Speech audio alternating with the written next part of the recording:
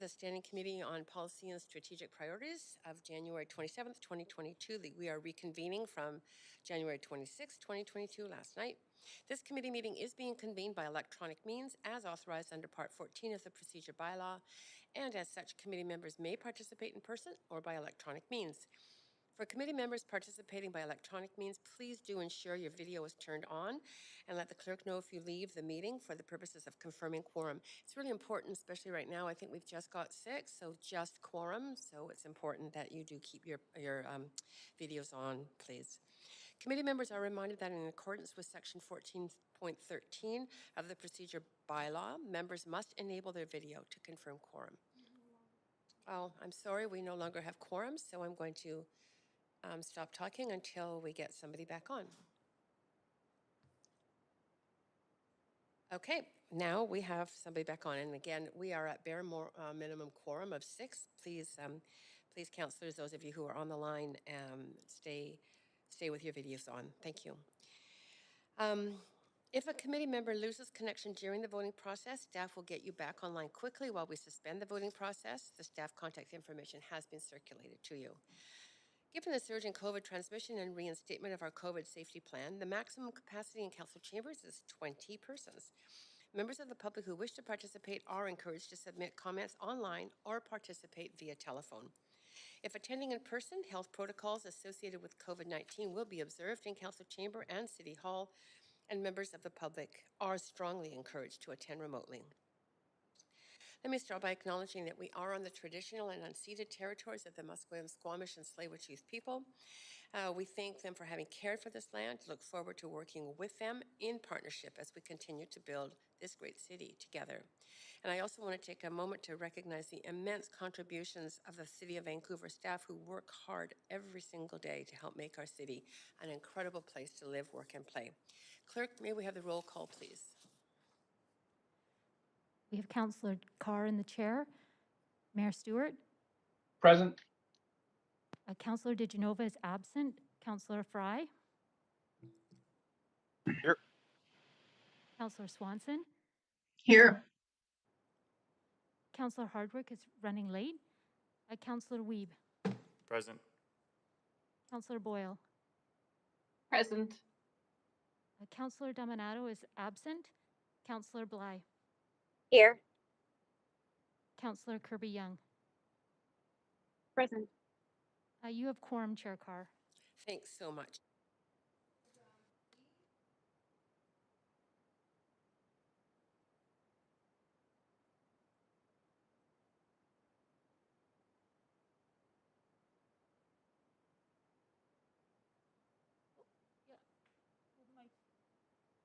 Oh, sorry about that. So council, we completed items 1 to 11, heard from one person speaking in person on item 12 last night. Tonight we have 2 remaining items. Number 12, advancing efforts for an age-friendly City of Vancouver, members motion B7, and item 13, the year of the Salish Sea, members motion B8. I want to remind council members that if amendments are brought forward, you must submit them to the city clerk in final written form before you introduce them. And please ensure the city clerk has received your amendment by using council meeting amendments-DL.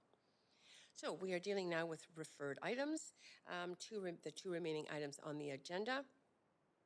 That were referred from the council meeting on January 25th to hear from speakers, and we will follow hearing from speakers, but with debate and decision. The 9th referred item is item 12, which was previously motion B7, advancing efforts for an age-friendly City of Vancouver, which was moved by Councillor Boyle, seconded by Councillor Swanson. We heard from Speaker 1 on the public body representative list yesterday. Today, we will start hearing from Speaker 2 on the public body representative list. Eddie Elmer, are you on the line to speak? I am. Can you hear me? Yes, very clearly. Welcome. And you have up to 5 minutes to speak to council. Okay, great. I won't be using the 5 minutes because I'll be brief this time. Good evening, Mayor and Council. My name is Eddie Elmer. I'm co-chair of the City of Vancouver 2S LGBTQ+ Advisory Committee. And prior to this, I was a member of the Seniors Advisory Committee from 2012 to, I think, 2018. At its regular meeting on January 20th, the advisory committee considered the motion before you, advancing efforts for an age-friendly city of Vancouver. The motion was supported unanimously with the following 4 qualifications, actually 5. In 2013, Vancouver City Council passed a motion to seek recognition by the World Health Organization as a global age-friendly city. Since that time, numerous reports have been produced with thoughtful recommendations to help Vancouver meet this goal. While we see merit in reviewing and refreshing these recommendations as required, it is our hope that the primary emphasis will now be on the implementation of recommendations rather than the creation of additional reports. As it has been almost a decade after Council's motion, we think the focus should now be on action. We hope that hiring a dedicated seniors planner will help to fast-track the implementation of existing recommendations. Number 2, rather than working on time-limited initiatives, we encourage the seniors planner, staff, and council to consider enacting or amending bylaws to ensure that age-friendly initiatives have a lasting long-term impact. So, for example, changes to the building bylaw to make homes more accessible or that include more sociable design features, which other cities have done. Number 3, as 2S LGBTQ older adults are a growing and still underserved population, we would like to see them mentioned explicitly in this motion. They seem to have been left out, I presume inadvertently. We would also like the new seniors planner, if there is one, to be familiar with this population and to consult with our committee on the implementation of age-friendly strategies where appropriate. Number 4, as social isolation and loneliness are growing problems affecting the health and well-being of older adults, among other people, we strongly encourage the seniors planner, if one is hired, to review the 2018 Seniors Advisory Committee report entitled Social Isolation and Loneliness Among Seniors in Vancouver, Strategies for Prevention and Reduction. And that report has 23 recommendations to reduce isolation and loneliness, most of which are actions that are within the purview of the city. Finally, we would like our committee to be updated on age-friendly actions that have been taken so far, that are in progress, or that are planned for the future. And if council wishes to proceed with a new formal senior strategy, we would also like to be consulted on that as well. Thank you for your time. Thank you so much. You do have some questions, if you wouldn't mind staying on the line. Sure. Great. Councillor Weeb, go ahead, up to 3 minutes.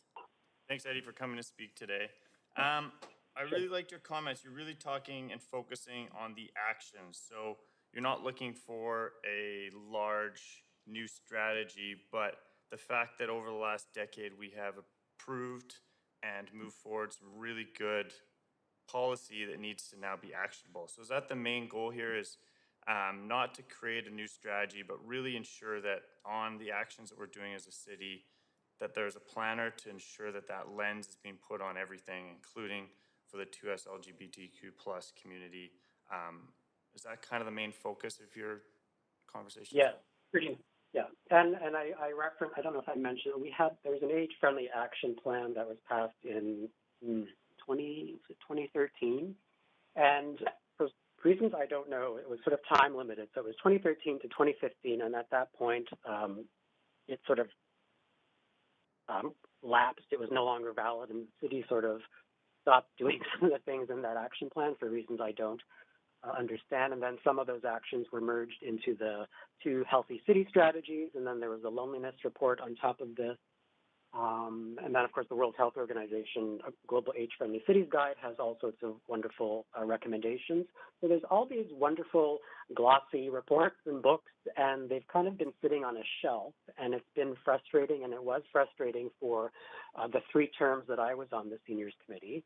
We're not averse to doing an overall senior strategy, although we think it would probably be better to just do a basic inventory of things that have been started, things that are we could do in the future, things that haven't been done yet from those existing reports. We don't seem to have much of an appetite to create this whole new strategy, because that would involve a lot of work, just like the first age-friendly action plan. That one involves hiring a consultant and doing focus groups and doing all sorts of background research and then writing the report and taking it to council.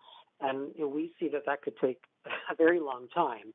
And so it will be now, over a decade since Council voted to seek this designation from the World Health Organization, and that's kind of, it doesn't bode well for us if we actually want to make that application now, because we would have to justify why it's taken 10 years for us to really do what we set out to do 10 years ago. Okay, I appreciate that. Because when I sat on the TGV2S committee, the same thing. It was recommendations are in front of us. Council has the recommendations, and now it's time to do the action. So I appreciate your comments and look forward to trying to make that happen. Thank you. Super, super. Great. Thanks, Councillor Wiebe. Those are your questions. Thank you so much for. Point of privilege, Chair. Could you, yes. Councillor Kirby, could you add me to the queue? Oh, absolutely. For questions? Yes, I just added you now, and I will advance you. Great. Councillor Kirby Young, Great. over to you for 3 minutes. Yeah, thank you. Eddie, I just kind of want to zero in on one question for you. You mentioned several times, and you said if that planner or that position is hired. Yes. Why do you say if? And do you have kind of hopes, given all of the dialogue around other work will have to be prioritized, or we don't have staff free to do this? And the motion's very clear about the desire to reassign resources, but can you speak to that a little bit in terms of your hopes for Well, it's the committee's breaking out a little bit. because I know she said there are several. Okay, Can you it hear was me? breaking up. I couldn't. Yeah. I did not hear the last part of the question. If the chair could repeat. Yeah, I Yes, just said I noticed that you said if several times, like if that planner is hired. Okay. So I just wonder if you could add some perspective on that. Well, we're just saying if we don't want to presuppose anything.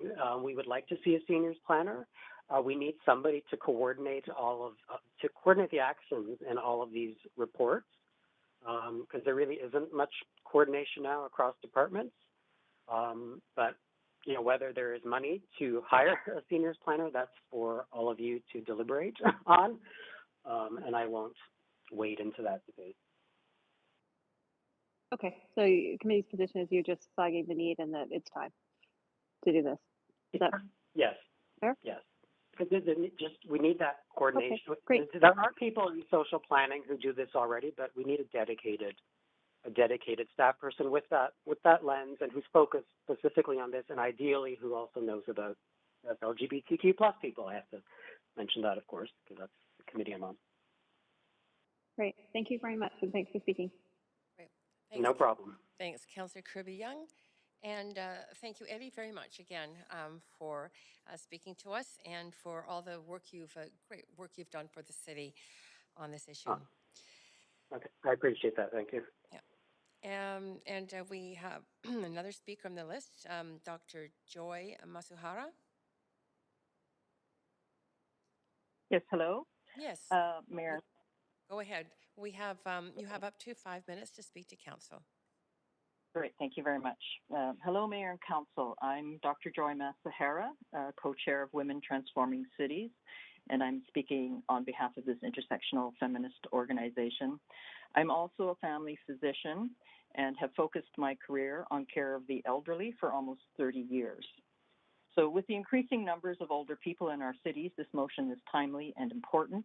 So thank you to Councillors Boyle and Swanson for putting this forward. Women Transforming Cities supports this motion. This motion has many strengths. It asks for a plan and a dedicated full-time position to enact a plan towards an age-friendly city. It aligns well with the previous motion from 2019 to put a gendered intersectional framework on all the city's work. We know this work has started and must continue, but this motion gives it a boost.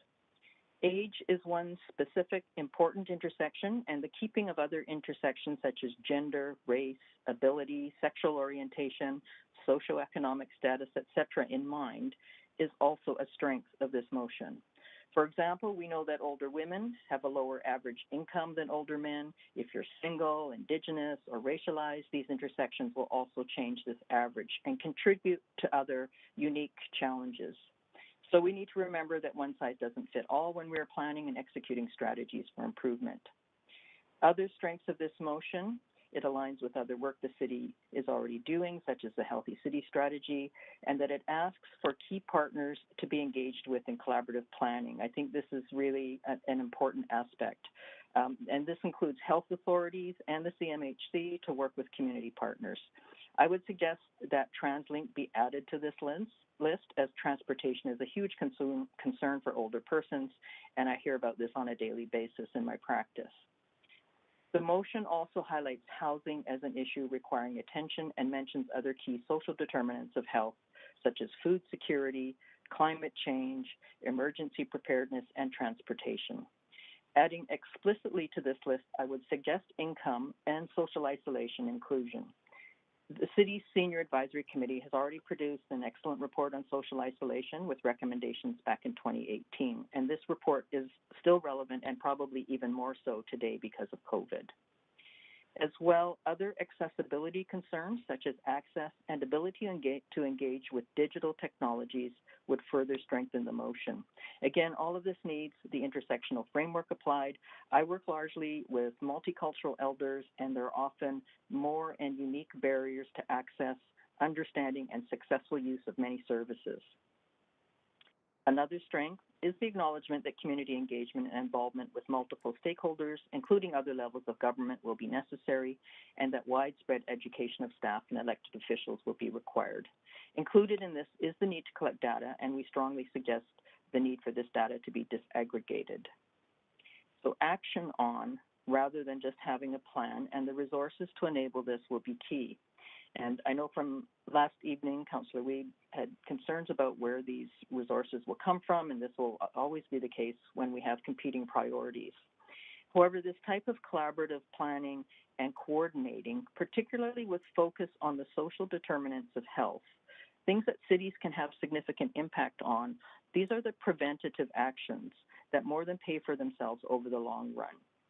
It lessens the stress on emergency services such as police and firefighters. It builds social cohesion and improves resilience. So keeping an intersectional lens, centering equity so that those most vulnerable will have the greatest benefit, and that this will then have a ripple effect out to all, will be important going forward. Women Transforming Cities, we're excited to learn more about the city's actions in the future and to further support the work.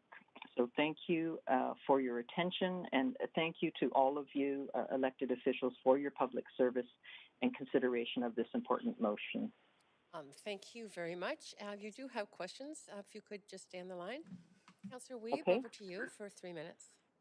Yeah, thanks for speaking. And I appreciate you referencing last night. We've got a couple emails really concerned from people from the advisory committee on my questions on what should we cut. And I think the main goal is, I like the idea of us revisiting and going to a well-being budget framework where the return on investment in funding this position on the health and wellness of our seniors is so critical. And I think we need to change the frame of how we do budgeting to ensure that we can advance this work. And in the resolution says explore. So for me, do you think it's the outcomes that if we did hire this position and put this lens, we should be focusing on the health outcomes of our seniors? And that's such an important key to what this council should be fighting for.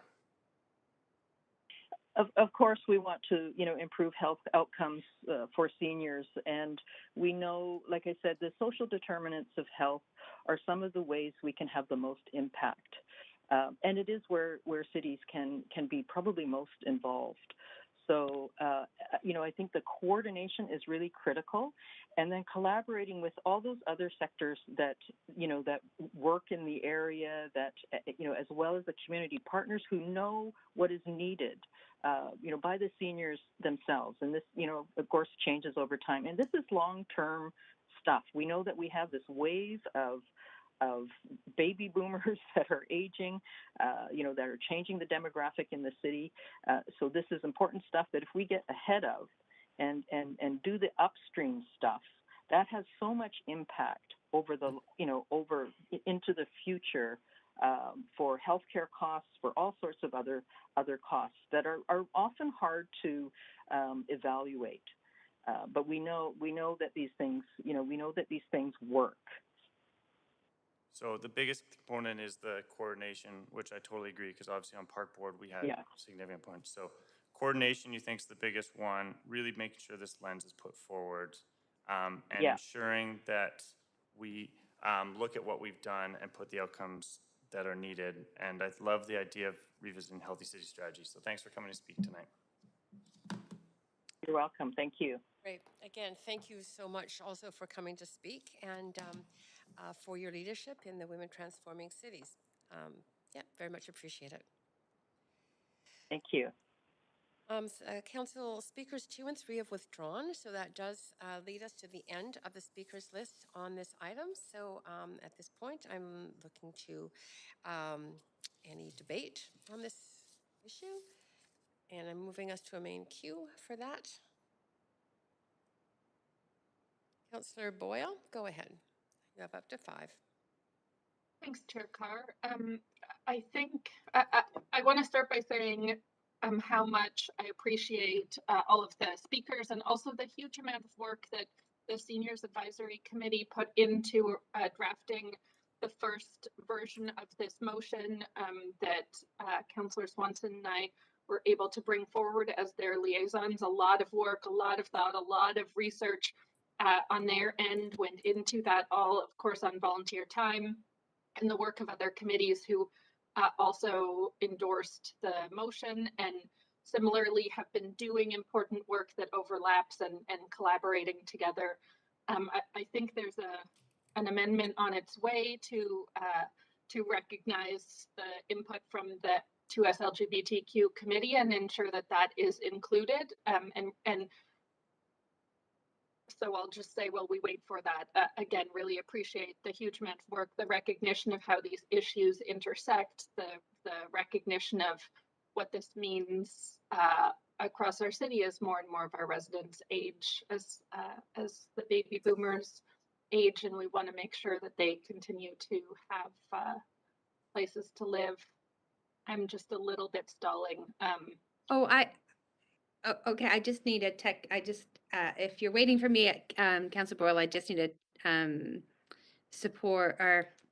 Chair, I just need to be put on the queue to ask a question. Yes, or okay, to debate. Great.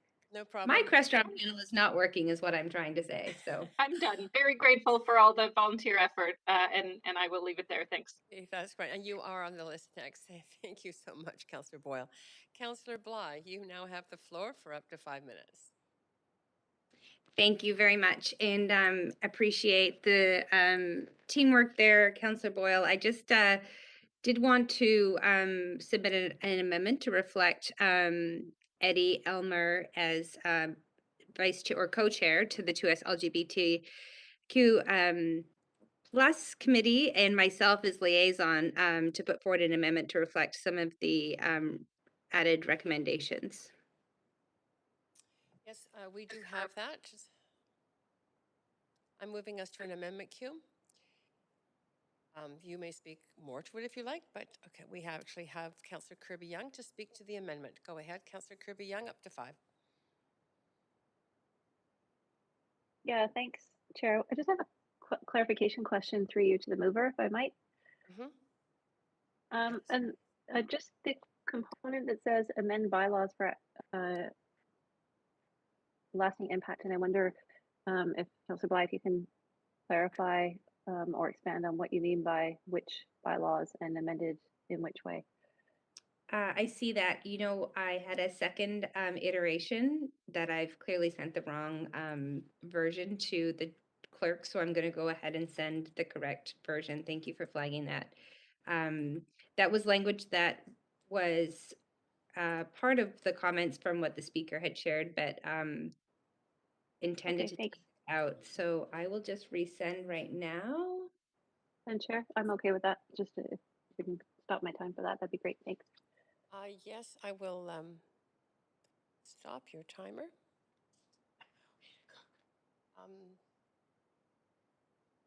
Although I think timers have, clerk, I believe timers have to keep going, although it would be normally for Councillor Bligh's timer, wouldn't it? Yeah, so Councillor Kirby Young, we're going to put you back on. Councillor Bligh, we have a timer going for you. Great. I don't need to say too much more, except to acknowledge the work actually of Eddie while on the Seniors Advisory Committee, and the report that speaks to ways in which the city can, within our jurisdiction, solve for isolation and loneliness with our seniors population, and found it very interesting. So if no one has read it, I do recommend taking a look, but just to acknowledge the work that was done. And then, of course, the very important distinction of working with our 2S LGBTQ plus committee, as many of our seniors and vulnerable seniors are part of the queer community, and offer a very special lens to some of the nuances of seniors in that community. So as liaison as well, hope that some of that work can be done in this particular year, recognizing that that is really the discussion that we're having right now, but very important to have the language in the amendment, and appreciate the suggestion by Eddie. Great. Thank you. And Councillor Kirby Young, did you want to come back on this cue to speak to the slightly revised amendment? Oh, no, I'm good. I'm supportive. Thank you. Okay, thank you very much. That means, clerk, you could move us to a vote on this. This is on the amendment, just to be clear, everyone.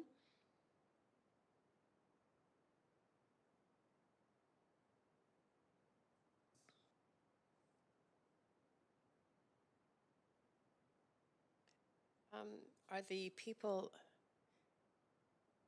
clerk, I just need to know if Mayor Stewart is still on the line.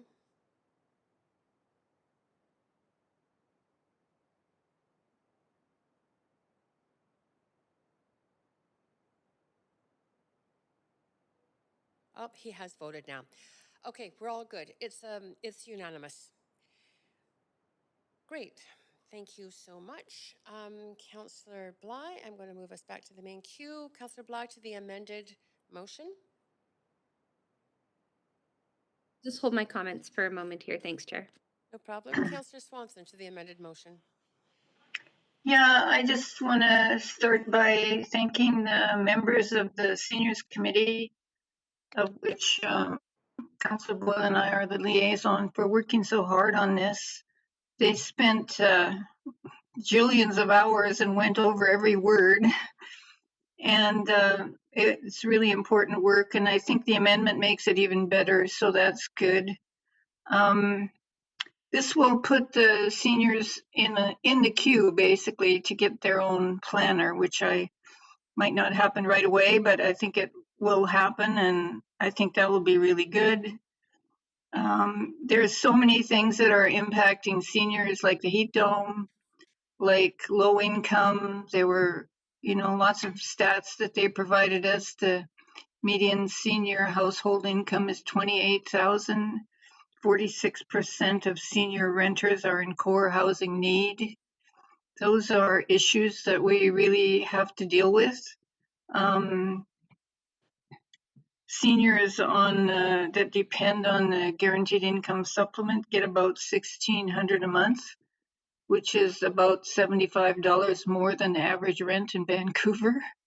So it doesn't leave much to live on. So homeless seniors are increasing. And there's, as everyone has pointed out, we need an intersectional lens on this. If you're a racialized 2S LGBTQ+, if you are a senior with a disability, we need extra attention. And so I'm so glad that we got stuff about intersectionality in this motion. And I like the idea of the Women Transforming Cities, about focusing on the social determinants of health. I think then the other thing that the seniors pointed out is, if we get this planner, maybe we can use that person to try and get some revenue from senior levels of government for doing some of the things that we need to do that'll help seniors. So I hope we can support this unanimously and go forward with it. Thanks, Councillor Swanson. Councillor Weep, over to you for concluding comments. Yeah, I'd like to thank the committee for the hard work they did, and for the emails we got. I appreciate being challenged on my comments from last night because I think it is good that we get held accountable for the conversations and questions we do ask. I think having the Healthy City Strategy work in this is critical. I think that we have a lot of amazing policies that currently sit and need to be actioned on.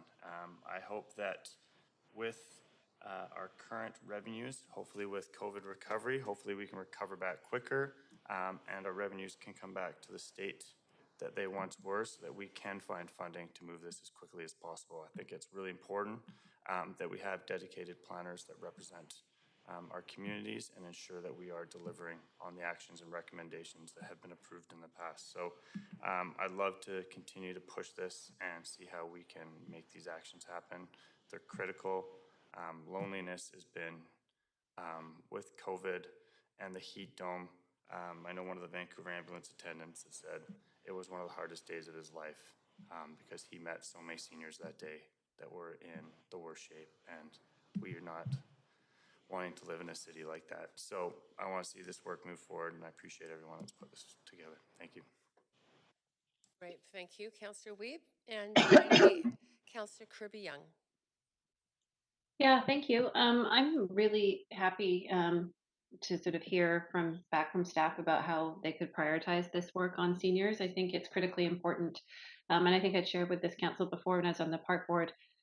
We did a number of sessions out in the community and sort of asking people in terms of what real priorities were and the need to elevate the work that we were doing and ensure that we had supports for our seniors, whether it was enabling transportation access, thinking about how we were building our civic facilities, how they're integrated into housing strategy, was really something that rose to the forefront. And I'm going from memory, but there was a stat that was quite astounding, and I think it was by about 2040, which is not very far away, that we would have something like an 80% increase in our seniors population over 65, and then it goes down to, I'm sure Eddie Elmer could probably correct me on the numbers, but still significant, around 50 or 60% over age 75.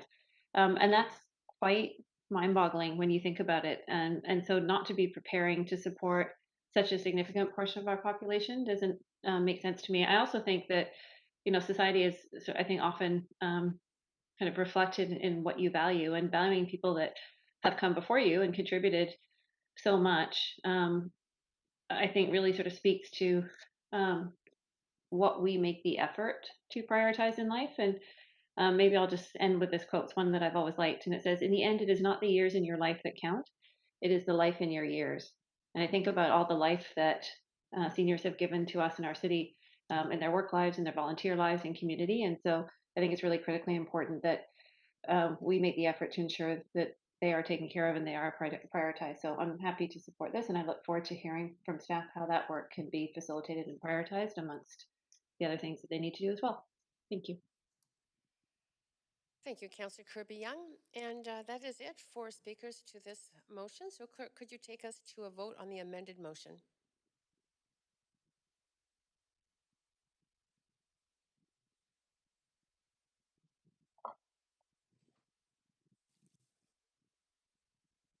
And that has passed unanimously.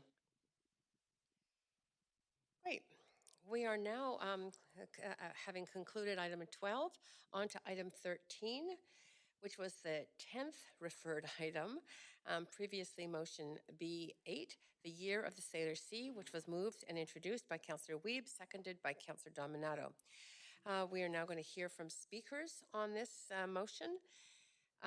Speakers obviously will be heard by phone, patched through by a moderator when their turn comes up. And the first speaker is two people, it looks like, Emma Kingsland and Eden Perry. Hello. Oh, hi. Just before you begin, it doesn't state whether you are residents of Vancouver or not. Are you residents? Oh, I'm not. Hi, can you hear me? Yes? Yes. Amazing. I am a resident of Vancouver. Okay. This is Eden. And you're Eden? Yes. Okay. Great. Thank you very much. Go ahead. You have up to 5 minutes to address council. Thank you very much. Hi, my name is Emma Kingsland, and I will be speaking with Eden Perry today in support of the Year of the Salish Sea motion on behalf of Simon Fraser University's Semester in Dialogue Fall 2021 cohort. I am currently a student at Simon Fraser University, and I'm studying biology and resource environmental management. And I would like to acknowledge that I'm calling from the traditional, ancestral, and unceded territory of the Coquitlam First Nation. I'd like to thank the Coquitlam who continue to live on these lands and care for them along with the waters and all that is above and below. Hi, my name is Adriane Perry, and I am a student at the University of British Columbia, currently pursuing a major in global health and environmental sciences. I'm calling today as a resident of Vancouver and as a guest on the traditional, ancestral, and unceded territory of the Musqueam, Squamish, and Tsleil-Waututh peoples. This past fall, both Emma and I were students in SFU's Semester in Dialogue program, which is a semester-long full-time program that focuses on learning about complex societal issues through dialogue. Our semester's focus was a semester by the Salish Sea, explorations in reciprocity and care. Throughout the semester, we visited coastal sites, held dialogues, and learned about Indigenous stewardship practices. We met with over 50 experts on the Salish Sea, which included Indigenous elders and community members, NGO founders, business owners, government staff, educators, and many other stakeholders who have devoted their entire lives and careers to protecting the Salish Sea. However, alongside the immense joy that we found in building communities around a body of water as incredible as the Salish Sea, we also consistently saw a pattern of how extractive relationships with the land and ocean have resulted in the destruction of both ecosystems and communities around us. For too long, Indigenous voices have not been heard, nor have their stewardship efforts and practices been recognized and adopted. Governance has been disconnected, and the public has very little knowledge on the issues affecting the Salish Sea. In the last year alone, forest fires and mass floods have degraded keystone salmon species spawning areas, in which the low availability of Chinook salmon has directly contributed to the rapid decline of the southern resident killer whale population. The students of Semester in Dialogue recognize that we need immediate, coordinated, and collective action to mitigate future ecological destruction caused by climate change. The proposed Year of the Salish Sea has been developed in response to these and many other systemic problems related to the management of the Salish Sea, as well as these extreme weather patterns we have all experienced in British Columbia this year. When we began thinking of a final project, we wanted to do something that would instill care of the Salish Sea and its fragile and important ecosystems into the public. However, after talking to many stakeholders, the responses were very similar. People do care. It is evident that people care about the environment and the well-being of ecosystems. However, people can only care about what they know about, and we discovered the problem is a lack of knowledge. The CDOC Society conducted a survey in 2019, and it was found that only 15% of British Columbians surveyed could identify the Salish Sea on a map. Our class decided to come up with a project that would help solve this lack of knowledge around the Salish Sea and therefore create more public awareness, care, and excitement about coastal stewardship. Now this project has developed into a movement, and we hope to see it spread throughout British Columbia, and we believe that Vancouver can lead this shift in how we view our city's relationship with the ocean. The overall goal for the Year of the Salish Sea is to build momentum and urgency toward coastal stewardship throughout the city of Vancouver, create collaboration amongst stakeholders, and raise public awareness on Salish Sea matters. This is an opportunity for the city of Vancouver to lead municipalities, organizations, and residents in the advocacy of collaborative ocean management. It will provide the opportunity for collaboration between organizations, Indigenous knowledge, place-based education programming, and additional initiatives to create public awareness of the Salish Sea. This project also aligns with many ocean initiatives that are occurring within our proposed timeframe, including the UN's Ocean Decade Declaration running from 2021 to 2030, Impact 5, the Sea to City Design Challenge, and the Salish Sea Ecosystem Conference, whose co-chair, Christiane Williamson, who is also the executive director of the Georgia Strait Alliance, has written a letter of support for the Year of the Salish Sea. As you can tell, there are already many initiatives responding to the threats the Salish Sea faces, which are raising awareness about how we are interconnected with the ocean and advocating for stewardship of our lands and oceans. We believe that these efforts, working towards living in reciprocity with the Salish Sea, could be strengthened with greater collaboration through proclaiming a Year of the Salish Sea. Thank you very much for listening to us today. Well, thank you very much for coming to speak to us today. If you don't mind staying on the line, you do have some questions. Go ahead, Councillor. Yeah. Oops, sorry, Councillor Weeb. I just I think both the clerk and I advanced here at the same time. No, so go ahead. Yeah, thanks for coming to speak. I'm just wondering, what kind of events do you see us connecting with First Nations and other groups and organizations? Like, what would the highlights be? What would the Year of Salish Sea look like?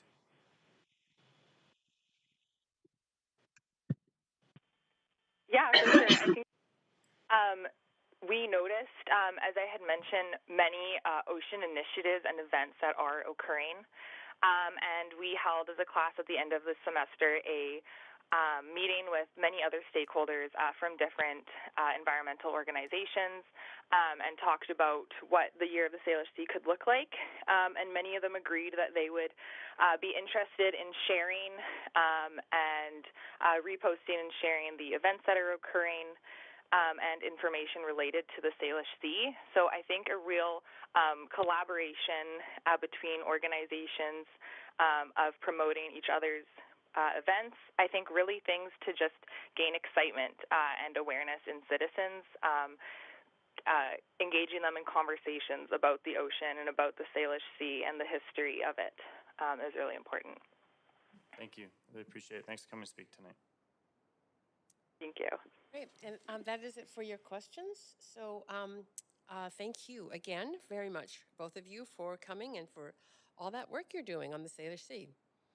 Thank you very much. Thank you. Second on the list is Emerald O'Donnell. Hello. Yes, hi. Just before you begin, I'm just wondering if you are a resident of Vancouver.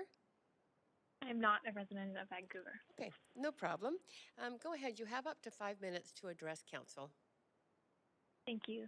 Good evening, Mayor and Council. My name is Emerald O'Donnell, and I'm speaking in support of this motion. I'm an SFU student calling from Stalo and Kwantlen territory. I moved home last year to support my family, so I am no longer a resident of Vancouver, but I remain an active member of the community because this is where I eventually plan to make my home. There are lots of reasons that I support this motion, but one of the most exciting things to me is the amount of opportunities it creates for the Vancouver community outside of environmental stewardship. I'm really passionate about building community. I've been doing environmental education and outreach for 8 years, and one of the reasons I love that work is because it makes space to create connections and promote a sense of community in the places I love. So I get really excited whenever I see something that creates opportunities to build cross-community connections. A Year of the Salish Sea, in my opinion, is one of those things. I think that declaring a Year of the Salish Sea, or YOS, could help boost community morale and draw connections across multiple areas of the city, including arts and culture and business. If enough excitement was generated around a Year of the Salish Sea, which I certainly plan to do, YOS could provide marketing opportunities for local businesses. Related businesses could promote themselves as a way to celebrate YOS. For example, Save to Sea Foods could promote their plant-based salmon, or the Vancouver Aquarium could encourage people to visit their Pacific Coast exhibit. Non-related businesses could promote themselves by showing their support in other ways. Herdham's already does monthly specials, so they could totally do a Salish Sea donut 1 month. Hunter and Hare gives to a charity every month, so if they chose a local ocean charity for some of the months during YOS, new customers who have their ears tuned to YOS could discover Hunter and Hare. If people were passionate, I also think YOS could provide opportunities for creativity and collaboration between businesses, similar to how the annual Hot Chocolate Festival has. I do not own a business, but as a consumer, I can see a lot of opportunities here, and if this motion is passed, I know that I will be promoting YOS to my favorite local businesses as a way for them to promote themselves and get more involved in our community. Similarly, I think YOS could provide opportunities to promote local artists. There are already existing arts opportunities in Vancouver, like Vancouver Mural Festival, that could choose to tie some of their work to YOS. Individual artists could promote themselves online through a YOS hashtag, and the existence of YOS could make independent exhibits related to the Salish Sea particularly newsworthy. I've seen galleries organized around official declarations before. In October, there was an outdoor gallery on Granville Island to celebrate BC's Latin History Month. It featured art speaking to Latin and Indigenous perspectives on nature, which were perspectives that I probably would not have come across if Latin History Month hadn't been happening. Asparagus Magazine, a print and online publication based in Vancouver, is currently building their social media presence. If YOS puts the Salish Sea on people's radars, Asparagus could help build their following by writing a Salish Sea piece, or even gain sales through publishing a Salish Sea special issue. Across all areas of Vancouver, though, I think the biggest benefit in the community is the opportunity to build hope and create space for human connection. We have all had a terrible past 2 years with COVID and then the recent floods and then COVID variants. YOS could create opportunities for moments of joy and celebration across the city. Businesses and artists celebrating YOS would contribute to that sense of community, but YOS itself could inspire organizations to host celebratory events, or draw attention to ones that already happen, like World Maritime Day. At the Semester in Dialogue final event, there was a lot of ideas around public celebration on a macro level, but YOS could also create an avenue for people across the city to build their own connections in their homes, friend groups, and neighborhoods. My favorite time of year is Shark Week because I get to gather my community, learn some shark facts, and watch terrible movies with the people I love. After 2+ years of staying physically disconnected from our loved ones, a lot of us need a shared experience like Shark Week to rebuild a sense of community. While I wish everyone could celebrate Shark Week as enthusiastically as I do, YOS is something that's a bit more universal. Being a coastal city, many of us love and depend on the Salish Sea. And for those of us who don't, YOS could be an opportunity to discover it. Having a year of the Salish Sea could give us a reason to connect across the city around something we all share. I know that it wouldn't be all sunshine. YOS could definitely trigger people's environmental anxiety because it would generate conversations about ocean threats. But it could also alleviate that anxiety by providing tangible ways for people to respond to those threats, and by generating a sense of hope around facing those threats together. Thank you for your time. I really hope that you vote in support of this motion. Great, thank you very much for your really great statement to us on this. That's great. You don't have any questions, but we all really appreciate you taking the time to speak to us. Thank you so much. Great. Council number 3, Speaker 3 is withdrawn, so we're on to Speaker 4, Carlo Acuna. Hello? Yeah, hello. We can hear you clearly, so go ahead, up to 5 minutes to address Council. Thank you. My name is Carlo Acuna. I am the Ocean Campaigner for the BC chapter of the Canadian Parks and Wilderness Society, and I support this motion, the Year of the Salish Sea. The Canadian Parks and Wilderness Society is part of one of Canada's oldest nonprofit conservation groups, and we work to protect wilderness and public lands and waters, and we've done so since 1978. The Salish Sea is a jewel on the southern BC coast. It is home to more than 3,000 wildlife species, including the southern resident killer whales, all 5 species of Pacific salmon, and glass sponge reefs, which are almost only found off the BC coast. The richness and abundance of this region sustained Indigenous peoples for millennia and has led to prosperity for its settlers. But the sea and its surrounding watersheds are challenged by an ever-growing list of threats, such as climate change, biodiversity loss, and water pollution. Last year was unprecedented. A heat dome killed an estimated 1 billion marine animals. There were devastatingly low salmon runs, and the southern resident killer whale population dropped to 73, the lowest it's been in almost 50 years. This year is important for the Salish Sea. Canada is supporting the United Nations Ocean Decade. They're also working toward protecting 25% of its ocean by the year 2025 and working to 30% by 2030. We also hope to see meaningful advancements to establish a National Marine Conservation Area Reserve for the Southern Strait of Georgia this year too, and that would be around the area of Victoria. And then in September, scientists, government officials, and delegates from around the world are meeting in Vancouver for the 5th International Marine Protected Area Congress to discuss improving ocean protection. So to face the challenges of a rapidly changing planet, we need a healthy Salish Sea. A year of the Salish Sea will help us focus on the challenges the region faces, encourage collaboration to solve these issues, and then give hope for a rich and abundant Salish Sea we can all benefit from. Thank you for your time. Oh, thank you both for your time and for your work out in the community on this very important issue. There are no questions for you, but again, Council really appreciates you taking the time to speak to us. Oh, thank you for listening. Great. We are on to Speaker 5, Sarah Hay. Hello, can you hear me? Yes, we can hear you clearly. You have up to 5 minutes to address Council. Amazing, thank you so much. Hello, Mayor and Council. My name is Sarah Hay. I'm a mother, designer, facilitator, teacher, an avid boater / water person, and a visitor on these lands and waters that have been stewarded by the Coast Salish people since time out of mind. I am speaking in support of Motion B8, Year of the Salish Sea. And what I have to say is a bit more personal, kind of drawing on what everyone before me has already said. So for me, Vancouver has truly been the gateway to the Salish Sea since moving here in 2003 from Ontario, and I know I'm not the only one.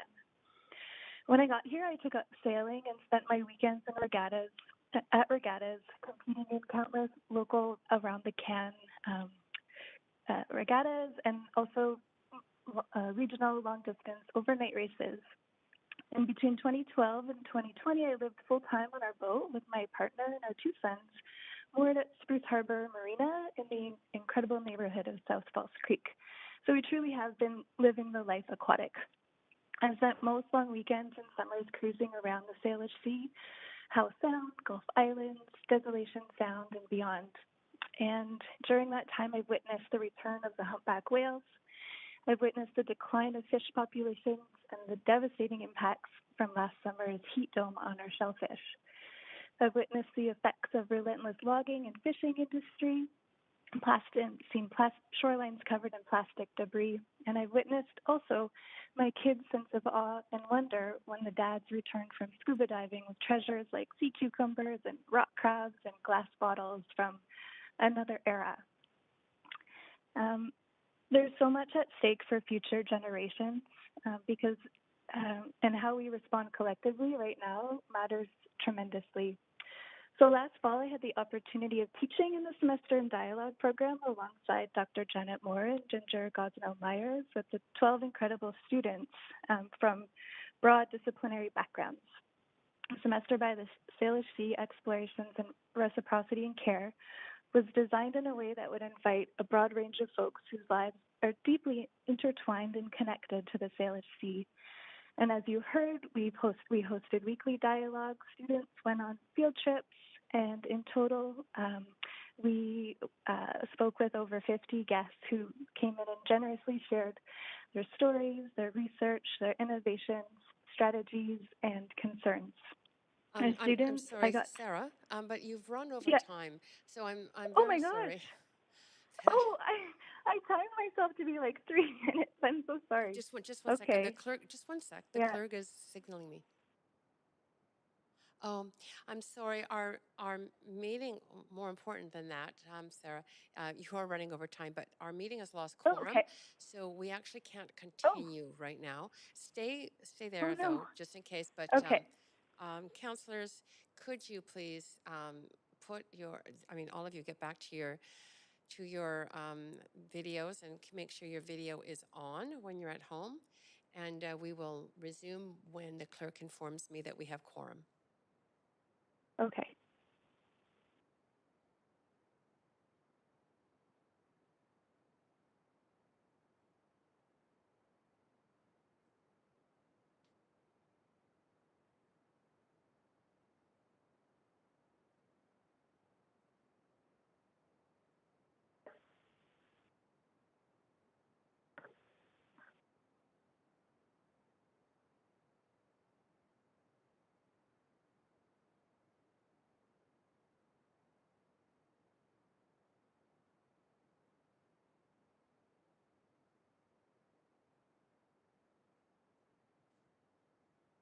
Chair, it looks like perhaps we have quorum now.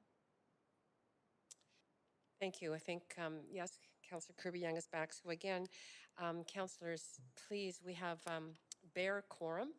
The mayor has had to step away, so would really appreciate it if everyone just would keep your videos on and keep at your stations. Thank you.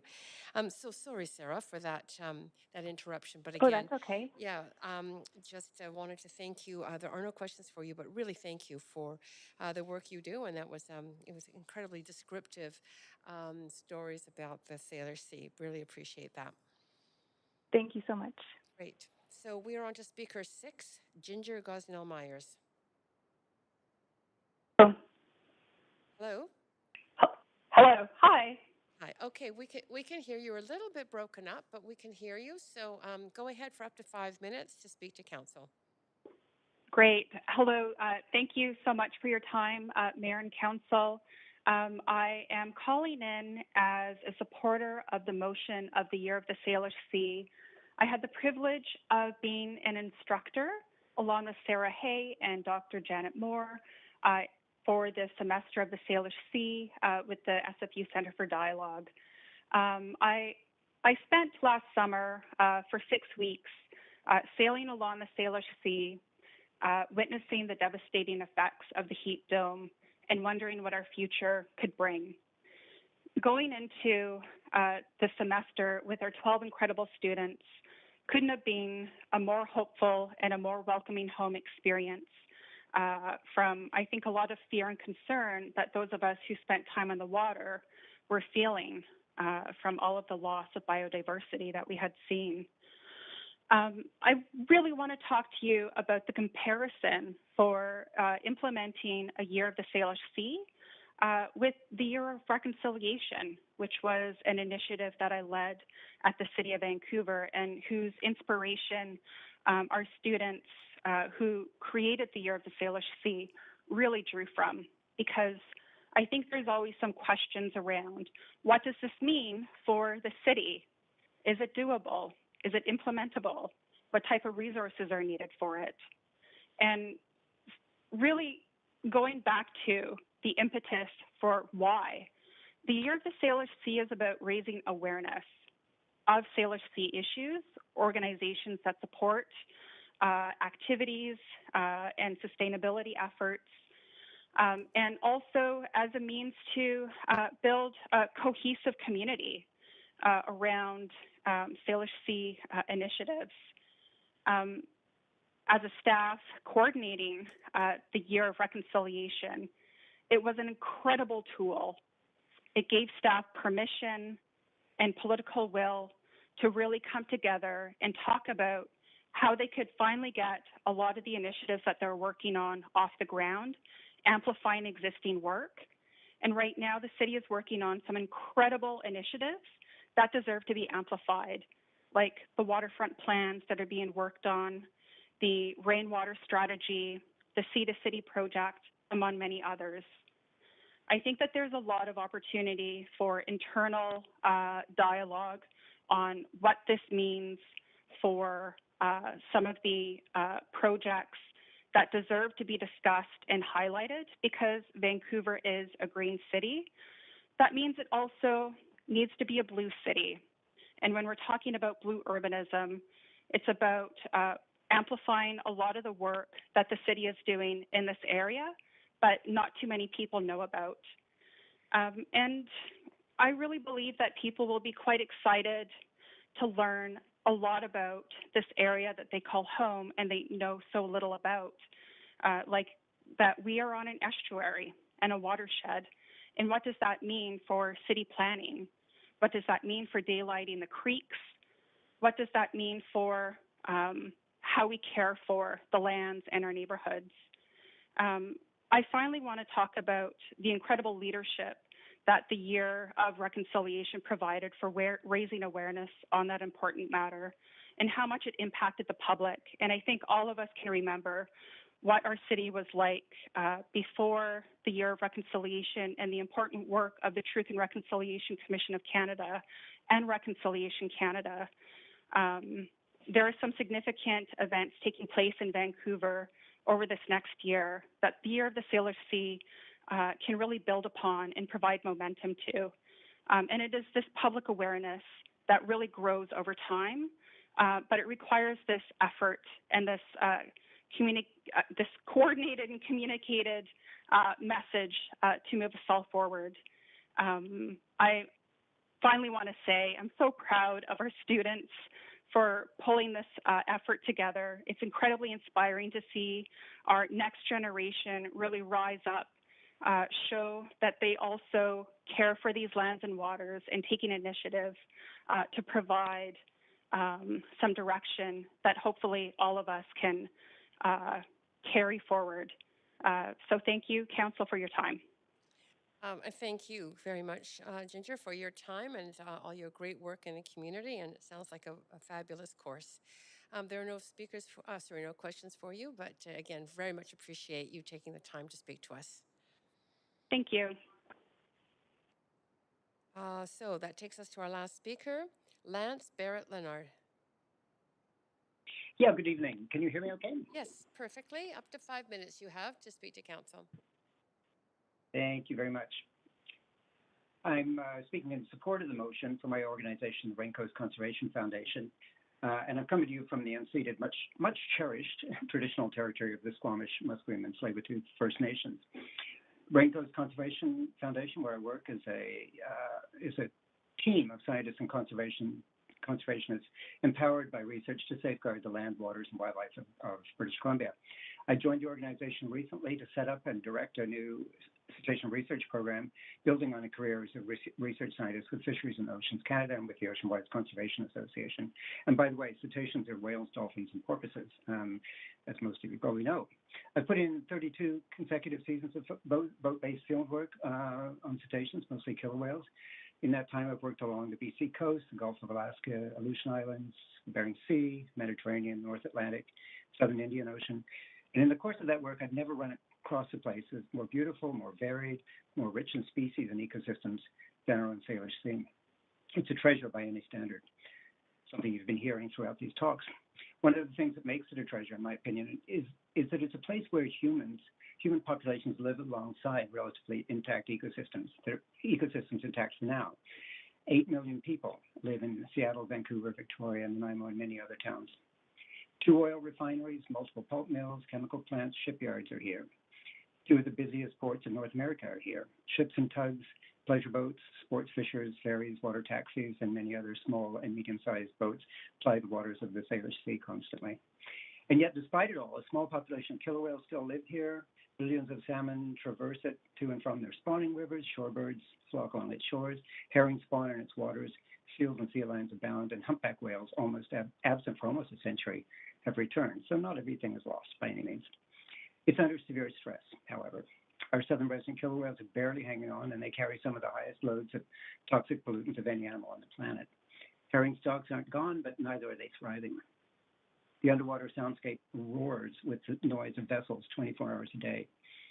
Miraculously, there's never been a major oil spill in the Salish Sea. And this is a credit to the professional mariners and marine safety regulators alike.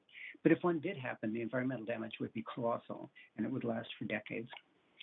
So our treasure still gleams despite its tarnish, but like many precious things, it's very fragile. It needs our care and our constant attention. In October and again in November this year, I was privileged to meet with the SFU Semester of Dialogue students who advanced this proposal. I was very impressed by their enthusiasm, concern, their clear-sightedness, and their practicality. Every one of them was very clearly 10 times smarter and 20 times more organized than I was at their age. The idea of proclaiming the Salish Sea is brilliant, I think.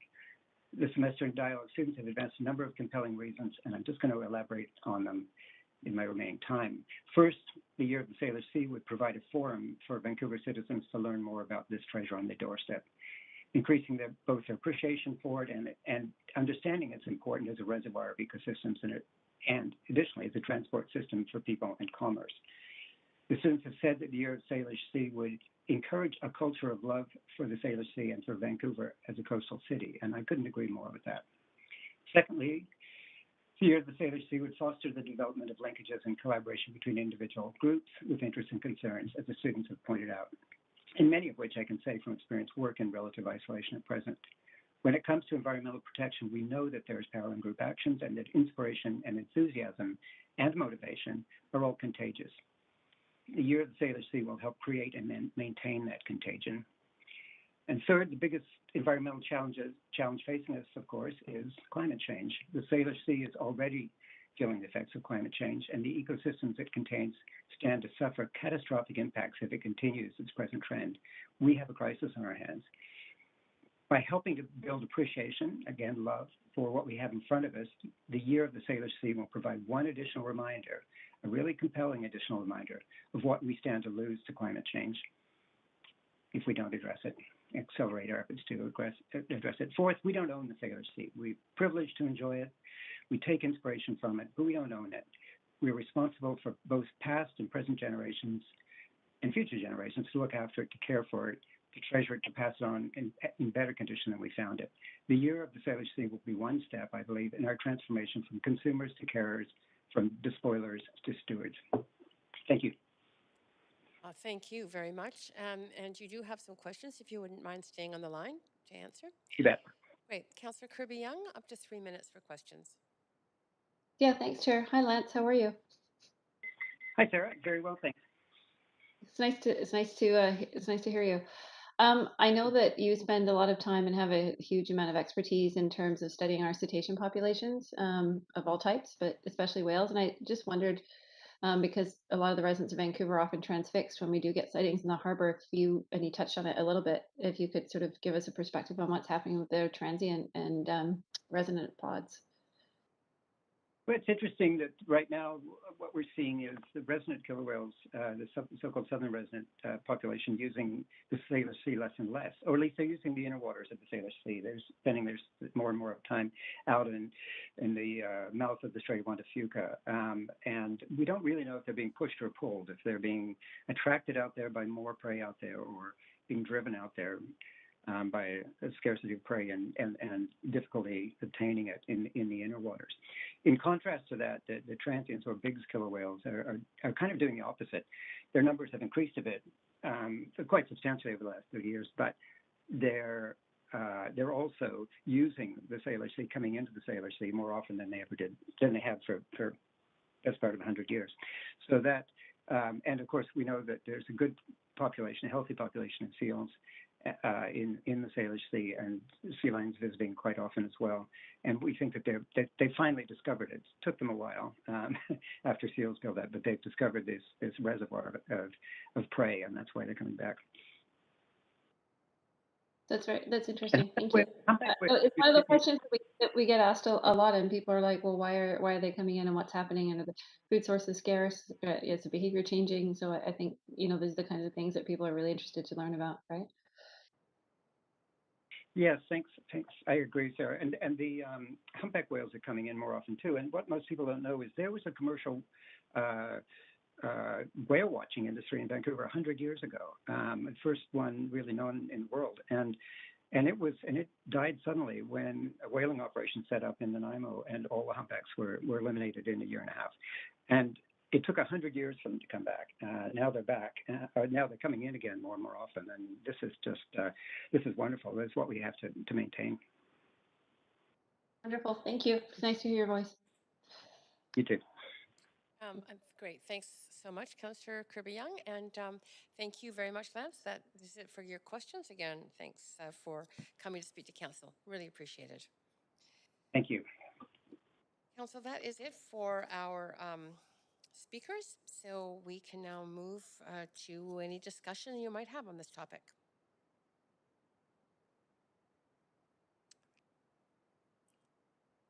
Councillor Kirby, yes, Councillor Wiebe, go ahead. Yes, I'd like to thank all the students in the class. I love the quote that YOS can build opportunity for community and connection. I think that's so critical in these times for us to be more connected to the Salish Sea and to the land and waters around us, and to learn the Indigenous knowledge and spirits and stories that surround us, so that we can feel more connected and feel more at home. So to me, this work is critical. It has been an absolute pleasure to continue to build with the momentum. I've been hearing from cities, Nanaimo, Victoria, Olympia, North Shore, that are excited to see what we do here. And if we start showing some leadership, building this momentum, First Nation communities as well, getting on board, organizations getting on board. So I really hope that us as council here today can start some really strong momentum. There's a lot of great conferences, events coming. I think council got a letter. There's a group with canoe cultures that are looking to bring Indigenous canoe races back to False Creek for the first time in over 100 years. These are the type of events the Year of the Salish Sea or YOS can have. This is the impact we can do. I'm looking forward to it. I really hope this passes. Thank you. Thank you, Councillor Wiebe. And it looks like you're the only speaker to it. So I believe that we can be moved, clerk, to a vote.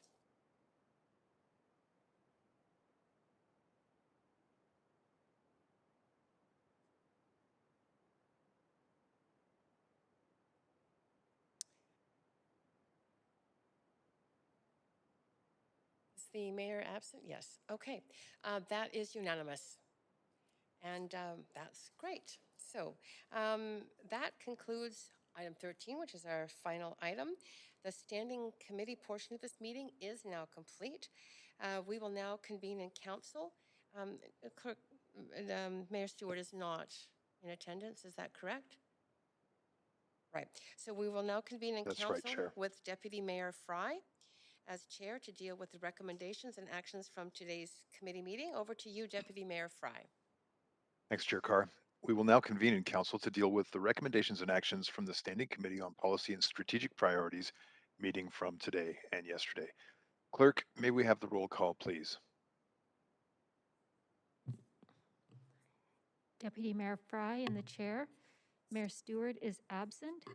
Councillor Carr. Here. Councillor DeGenova is absent. Councillor Swanson. Here. Councillor Hardwick is absent. Councillor Wiebe.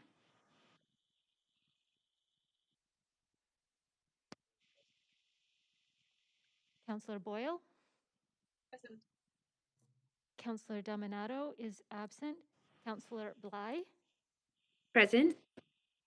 Councillor Kirby Young. Present.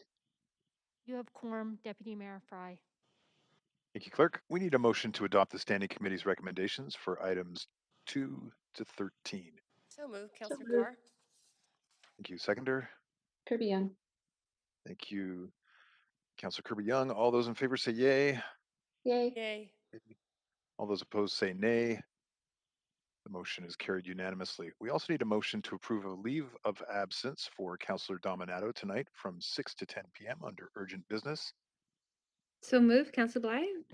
Councillor Bligh, seconder. Kirby Young. Kirby Young. All those in favor say yay. Yay. Yay. Yay. Opposed say nay. Motion is carried unanimously. Would someone like to move the motion to adjourn the meeting? So move, Councillor Bligh. Councillor Bligh, seconder. Kirby Young. Kirby Young. Thank you, Councillor Kirby Young. All in favor? Yay. Yay. Yay. Yay. Thanks, everybody. This meeting is now adjourned. Thanks, everyone. Thanks, everyone. Yeah, thanks, staff. Thanks.